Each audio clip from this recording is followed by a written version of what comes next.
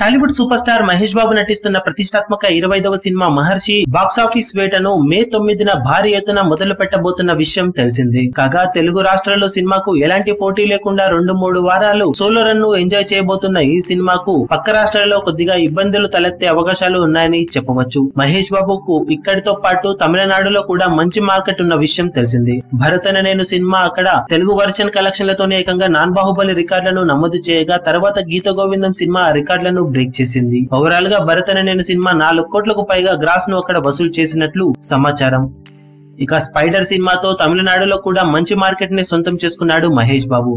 ఇక మహర్షి సినిమా కూడా అక్కడ భారీగా రిలీజ్ చేయాలని భావించినప్పటికీ అక్కడిప్పుడు ఎన్టీఆర్ టెంపర్ సినిమా రీమేక్ అయోగ్య సినిమా మే 10న రిలీజ్ అవుతుందని అఫీషియల్ గా కన్ఫర్మ్ చేయడంతో తొలి రోజు ఇలా ఉన్న రెండవ రోజు నుంచి థియేటర్ సంఖ్య భారీగా పడిపోయే అవకాశం ఉందని చెప్పవచ్చు. తెలుగు సినిమాలలో ఎక్కువగా అక్కడ 100 నుండి 150కి పైగా థియేటర్స్ లో సినిమాలు రిలీజ్ అవుతూ ఉంటాయి. మహేష్ బాబు సినిమాలు 200 వరకు థియేటర్స్ లో రిలీజ్ అవుతాయి కాబట్టి ప్రతిష్టాత్మక 25వ సినిమా అయిన మహర్షిని అక్కడ 250 వరకు థియేటర్స్ లో రిలీజ్ చేయాలని నిర్మాతలు ముందుగా ప్లాన్ చేసుకున్నారు. కానీ ఇప్పుడు అయోగ్య సినిమా 10న రిలీజ్ అవుతుందని కన్ఫర్మ్ చేయడంతో 9న థియేటర్స్ దక్కిన 10వ తేదీన థియేటర్ సంఖ్య తగ్గే అవకాశం ఉందని సమాచారం. దాంతో కలెక్షన్లపై ఆ ప్రభావం పడే అవకాశం కూడా ఉందని చెప్పవచ్చు. ఇక బాక్సాఫీస్ దగ్గర తెలుగు రాష్ట్రాలతో పాటు మిగిలిన చోట్ల ఎలాంటి పోటీ లేకుండా రిలీజ్ అయ్యే మహర్షి cinema Mahesh Babu career best రికార్డులను నమోదు చేసే అవకాశం ఉందని చెప్పవచ్చు.